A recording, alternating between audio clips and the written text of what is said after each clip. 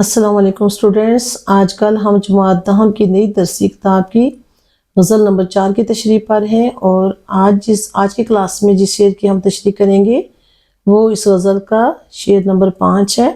اور جیسا کہ پہلے 4 اشعار گزر چکے ہیں اور آپ کو یاد ہے کہ اس غزل کی شاعرہ ہیں محترمہ زہرا نگار صاحبہ، اور شعر نمبر 5 ہے: خود آئینہ گر آئینہ چھوڑے تو نظر آئے، خود آئینہ گر آئینہ چھوڑے تو نظر آئے، دہکا ہوا شعلہ رخسار بہت ہے۔ ہر لغت میں جو لفظ ہے آئینہ، اس کی لغوی معنی شیشہ ہے، لیکن اس کی مراد میں کئی معنی لیے جا سکتے ہیں، مثلا خود شناسی، خود احتسابی، سنورنا، اپنا احتساب کرنا، اپنے اندر جھانکنا، کئی معنی میں یہ لفظ آتا ہے آئینہ۔ اور دہکا کا مطلب ہے انگارے کی طرح جلنا، جلتا ہوا، آئینہ گر شیشہ بنانے والا یا شیشہ استعمال کرنے والا، شعلہ دہکتی آگ، رخسار گال یا چہرہ۔ مفہوم ہے اس شعر کا: ظاہری بناؤ سنگار اور خود کو شیشے میں دیکھتے رہنا چھوڑیے، کیونکہ یہاں ہر دوسرا چہرہ دہکتے انگاروں کی طرح خوبصورت ہے، بلکہ خود شناس بنے اور اپنی ذات کو پہچانے۔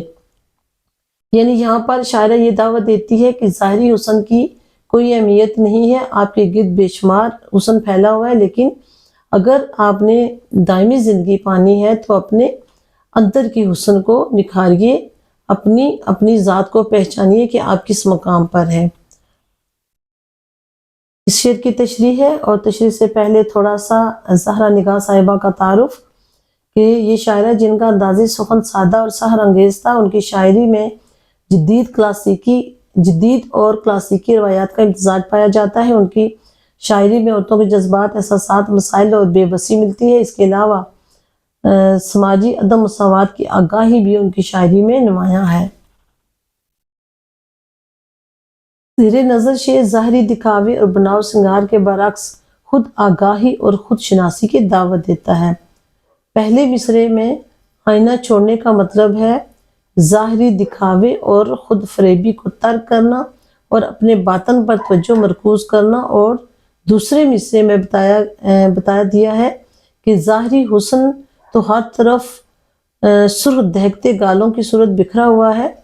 شاعرہ یہ پیغام دیتی ہے کہ خود شناسی اور خود آگاہی کے لیے انسان کو اپنے اندر جھانکنا پڑتا ہے اور دنیاوی مغالطوں سے ہٹ کر اپنے باطن پر توجہ مرکوز کرنی پڑتی ہے۔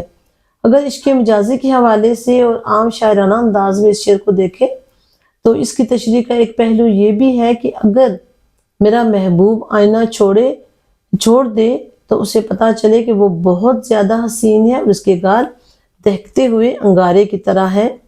اور ایک شعر ہے: آئینہ دیکھ کر کہتے ہیں سنورنے والے، آئینہ دیکھ کر کہتے ہیں سنورنے والے، آج بے موت مریں گے میرے مرنے والے۔ یہاں پر لفظ میرے تھا جو کہ کمپوزنگ میں غلط نہیں آیا، تو یہاں پر یہ لفظ آپ نے لکھ لینا ہے۔ مختصر یہ کہ ظاہری حسن چند روزہ ہے اور اس پر زوال آئے گا، جبکہ باطنی حسن انسان کو معرفت کی طرف لے جاتا ہے جو کہ دائمی ہے۔ بہت بہت شکریہ۔